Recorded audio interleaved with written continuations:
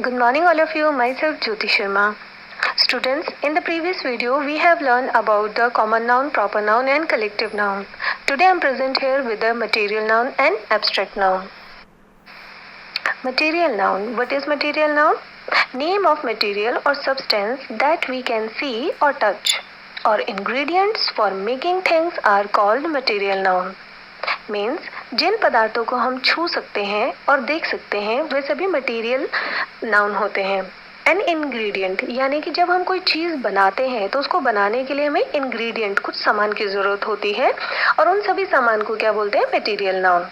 For example gold, silver, coal, copper, iron, wood, clay, cement, etcetera. Let's understand this example with the help of sentences. The bat is made up of wood. Bat किससे बना है? Would say. तो would क्या हो गया हमारा यहाँ पर? Material. Bring a glass of water. Here glass is a material noun. पक्का house is made up of cement. Cement is material noun. I have earrings of gold. Gold is material noun. Students, let's find out the material noun from these sentences. First is, the window is made up of glass. What is material noun here? Yes, glass is right answer. Next is, the plate is made up of silver. Yes, silver is right answer. She has a copper bowl. Right, copper is a right answer. Put the coal into the fire. Right, coal is right answer. She made a house of clay. Right, clay is the right answer. Let's move to the next kind of noun, the abstract noun. What is abstract noun? Name that things which are not concrete. यानी कि जो चीज़ें concrete नहीं होती हैं वो सभी चीज़ें एब्स्ट्रैक्ट नाउन कहलाती हैं. Now the question is, what is concrete? Concrete क्या होता है? Concrete are that all things which we can see, which we can hear, which we can smell, which we can taste और touch. यानी कि वो सारी चीज़ें जिनको हम देख सकते हैं, सुन सकते हैं, स्मेल कर सकते हैं, टेस्ट कर सकते हैं या फिर उन्हें टच कर सकते हैं, छू सकते हैं, वो सारी चीज़ें कॉन्क्रीट होती हैं. Which means name of the things which your five sense organs cannot deduct are called abstract noun. यानी कि आपके जो फाइव सेंस ऑर्गन्स हैं, आईज, नोज, टंग, ईयर, स्किन, अगर उन्हें डिटेक्ट नहीं कर पा रहे हैं, उन चीज़ों को पहचान नहीं पा रहे हैं, तो वो सारी चीज़ें क्या हो जाती हैं? एब्स्ट्रैक्ट नाउन हो जाती हैं.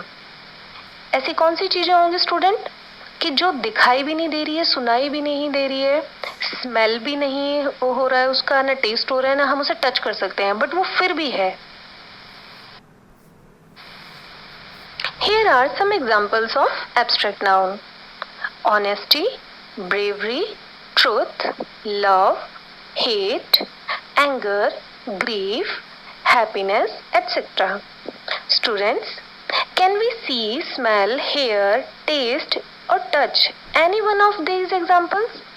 क्या हम इनमें से किसी भी एक एग्जाम्पल को हम छू सकते हैं, देख सकते हैं या स्मेल कर सकते हैं? For example we can see an angry man.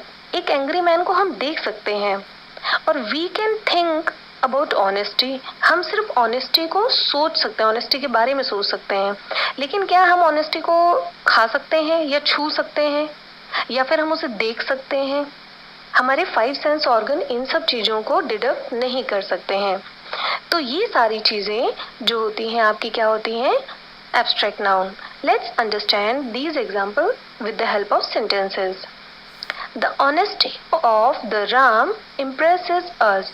इस पूरे सेंटेंस में ऑनेस्टी एक ऐसी चीज़ है जिसको कि हमारे सेंस ऑर्गन डिटेक्ट नहीं करते. ईमानदारी ये बिहेवियर में नज़र आ सकती है, लेकिन ईमानदारी पर्टिकुलर क्या चीज़ होती है वो हम नहीं पहचान सकते हैं.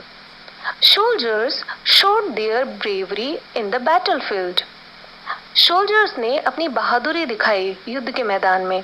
तो बहादुरी उन्होंने अपनी एक एक्टिविटी से दिखाई, लेकिन बहादुरी पर्टिकुलर किस चीज में होती है? सिर्फ लड़ने में होती है? नो, बहादुरी किसी भी चीज में हो सकती है, अपनी बात को कहने में, सच बोलने में, ये सारी चीजें बहादुरी के अलग अलग तरीके हैं। तो हम बहादुरी को किसी एक चीज में, ब्रेवरी को किसी एक चीज में हम डिफाइन नहीं कर सकते।